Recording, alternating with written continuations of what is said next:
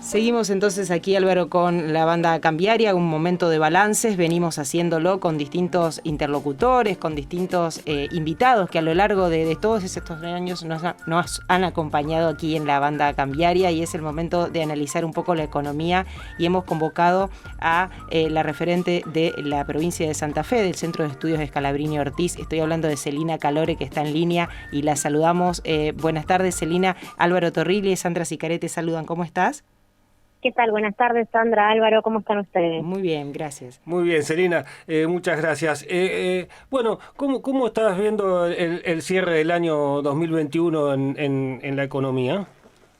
Bueno, yo creo que lo que se está viendo y como tal vez saldo del año es, en primer lugar, un crecimiento económico que se está viendo por encima de lo que se había proyectado o estimado para este año.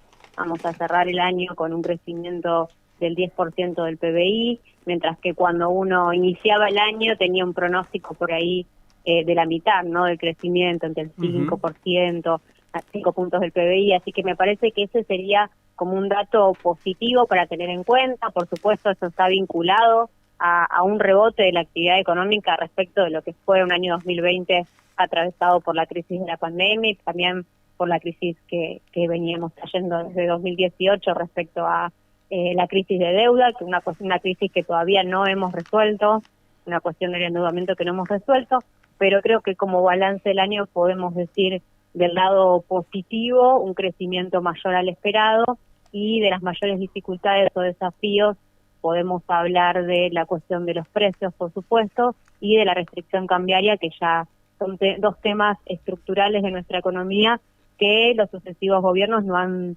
podido y digamos resolver en sus mandatos, y bueno, eso es lo que vemos como el gran desafío, ¿no? En materia de crecimiento, ¿entendés que esto puede arrastrar hacia el año próximo? ¿Puede sostenerse? Sí, probablemente vaya a haber un arrastre, digamos, las proyecciones están más vinculadas a un crecimiento mucho más moderado, ¿no? De 4 puntos del PBI para el próximo año, pero por supuesto va a haber un arrastre de lo que viene siendo este también rebote de la economía. Este año, también decir, es un crecimiento que fue un crecimiento dispar, heterogéneo de distintos sectores de la economía, ¿no? Una primer mitad del año atravesada nuevamente por restricciones también a la circulación y vinculadas a la pandemia, que hizo también que ese rebote no se viera tanto en ese primer semestre, o que no se desparramara o contagiara a la mayoría de los sectores económicos, y un segundo semestre donde vimos ya un contagio en las distintas actividades, aún en aquellas que habían sido muy golpeadas, ¿no? Como lo que tiene que ver con el turismo, la hotelería, la gastronomía. Todo eso se vio una mayor reactivación a partir del segundo semestre, yo creo vinculado, por un lado, obviamente, a una menor incidencia de lo que fue la pandemia, bueno, por supuesto la vacunación y, bueno, lo que no fue la irrupción, ¿no?, de esta variante Delta en Argentina, pero también acompañado con política pública, ¿no? Todo lo que tiene que ver con el programa Previaje, sin lugar a dudas, ha ayudado a esa reactivación. Para el próximo año creo que va a seguir habiendo un empuje, digamos, de este rebote de la economía, mucho más moderado, y también con los limitantes que te mencionaba, ¿no? ¿Qué va a suceder con el tema precio y qué va a suceder con el tema de restricción externa? Porque cada vez que crecemos, cada punto de crecimiento significa también una mayor demanda de dólares para importaciones y para poder sostener ese crecimiento. Ese va a ser el principal limitante del próximo año en lo que veo yo, ¿no? ¿Y qué va a suceder un poco en materia de precios, prevés? Bueno, en materia de precios, lo que vemos es que este año lo que se ha intentado, luego del recambio que tuvimos en la cartera de Comercio Interior, ¿no?, con el nuevo secretario, ha sido una estrategia de acuerdo de precios y también, en cierta forma, de ancla cambiaria. Digamos, el tipo de cambio oficial digamos, frenó su devaluación. Esto no ha tenido los efectos tal vez esperados, ¿no?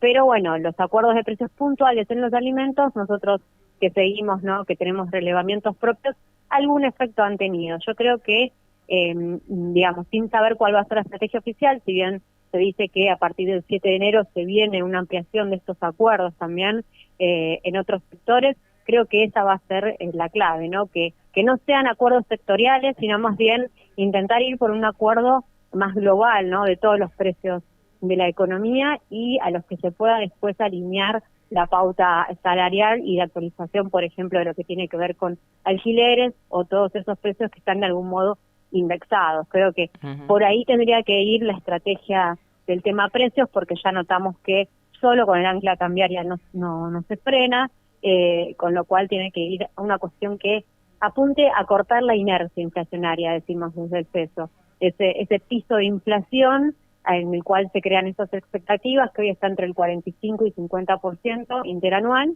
y que cuesta que los agentes puedan proyectar una inflación por debajo de eso. Vos mencionabas dos cosas como la deuda y la restricción cambiaria, como bueno, y estamos en la antesala o en la negociación de un acuerdo con el Fondo Monetario Internacional. ¿Cómo ves un poco esa posibilidad de ese acuerdo y cómo puede incidir en esto de la restricción cambiaria que tanto le pone freno o limita el crecimiento? Bueno, sobre el tema de la negociación con el FMI, por supuesto que creo que, bueno, que se ve que es uno de los grandes objetivos que se ha puesto el gobierno, aún no lo ha podido concretar y creo que el gobierno tiene grandes expectativas en que este acuerdo ayude a mejorar la macroeconomía o algunos problemas puntuales de la Argentina. En mi opinión, creo que no va a solucionar, digamos, de un día para el otro un acuerdo con el FMI, la cuestión de la restricción cambiaria que lleva años en Argentina, es un tema histórico y que, digamos, no solo depende de estas cuestiones por ahí más coyunturales, no crisis de deudas que se van suscitando, sino más bien que tiene que ver con la estructura productiva de nuestro país. Entonces, la cuestión cambiaria y de restricción externa tiene que apuntarse por otro lado, que es intentar promover sectores de la economía para el crecimiento, pero que no demanden demasiadas divisas, porque, digamos, son finitas las divisas y las posibilidades de incrementarlas vía exportaciones lleva un plazo muy largo. Entonces, a corto plazo no veo una solución ahí, que el FMI, que el acuerdo con el FMI ponga algún tipo de paño frío a esta cuestión. Sí, por supuesto, creo que a ver, Argentina no tiene los dólares para pagar los 20.000 millones el próximo año, entonces ahí sí es importante que se llegue a un acuerdo o que de algún modo se pueda patear, digamos, estos vencimientos para más adelante, porque en realidad Argentina no tiene esos dólares y no puede pagar, más allá del acuerdo que se llegue, es una situación fáctica, digamos, no hay dólares para afrontar esos compromisos que fueron contraídos de manera irresponsable. Ya hemos visto varios comunicados, esta semana recientemente el informe del FMI, digamos que también está ratificando esta cuestión, ¿no? Es el momento irresponsable que se le ha prestado al gobierno de Mauricio Macri, que aún Argentina no logra salir de esa situación porque es una situación y un acuerdo muy complejo. Vos decías promover sectores en esta modificación del esquema productivo de la Argentina que le permitiría saldar esta gran deuda de la restricción cambiaria o externa, promover sectores que no demanden tantos dólares y no nos pongan de nuevo en esa tensión. ¿Cuáles imaginan o cuáles imaginás que pueden ser los que por donde se puede avanzar? Bueno, nosotros desde el CESO tenemos una propuesta, ¿no?, de programa de desarrollo que lo nombramos el Plan Hornero, y en el cual nosotros ya hace varios años, esto creo que es del año 2018, si no me equivoco, que lo lanzamos, por supuesto que se puede adecuar y es para debatir, pero un poco lo que planteamos es eso, dada la estructura productiva del país, las limitadas también posibilidades de crecer en materia de exportaciones, enfocarnos en sectores que no solo demanden pocas divisas, sino que generen mano de obra. ¿Y a qué nos referimos? Un plan de viviendas, por ejemplo, un programa, digamos, de construcción de viviendas, donde ahí tenés insumos y mano de obra muy fuerte que no te demandan necesariamente dólares, y que también atiendan a solucionar problemas cotidianos, ¿no? Estos problemas que tenemos en el desarrollo, la vivienda, el tema de la educación, la salud. Son todos sectores de la economía que motorizan empleo, incluyen, digamos, trabajadores en la economía, solucionan un tema muy importante que estamos teniendo, el desempleo. Bueno, ya vimos que está cayendo también en el desempleo en este último trimestre, pero a lo que apuntamos es esos sectores que generan mucha mano de obra y no necesariamente generan una restricción externa, como sí lo puede ser, por ejemplo, la industrialización de algunos sectores, que requieren de insumos importados o de maquinaria importada y que cada vez que se desarrollan empiezan a generar cuellos de botella. Podemos ir al sector automotriz, podemos ir al sector de línea blanca o de electrónica. Son todos sectores que tienen fuerte demanda de divisas, emplean mano de obra, pero te generan otro problema. Entonces, creemos que hay diversos sectores que se pueden promover sin ese problema. Celina, ¿ves alguna particularidad de cómo puede evolucionar la economía en el año 2022, más a nivel regional, a nivel de la provincia, de la ciudad, más la economía local, digamos?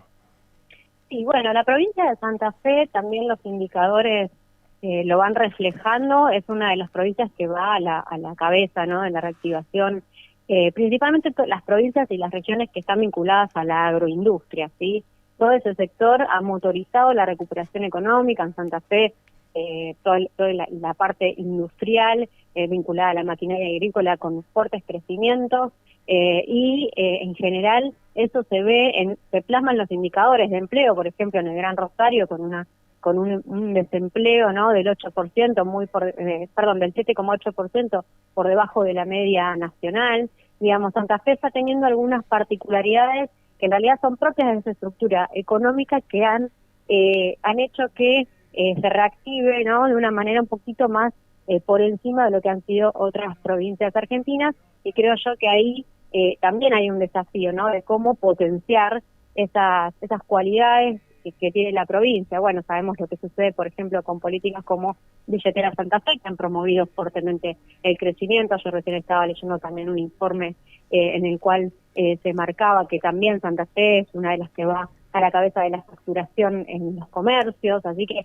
me parece que hay potencialidades, ¿no?, que tiene la provincia, que tiene la región, la ciudad de Rosario también, y que, digamos, también pueden, digamos, promover este crecimiento a nivel nacional y principalmente lo que tiene que ver con la mano de obra, que hoy con una población debajo de la línea de pobreza de más del 40%, es fundamental que la vía sea el empleo, ¿no?, generar puestos de trabajo, y en Santa Fe también lo que se da es que esta generación de puestos de trabajo está también encabezada por el empleo formal e industrial, así que es un empleo también de calidad.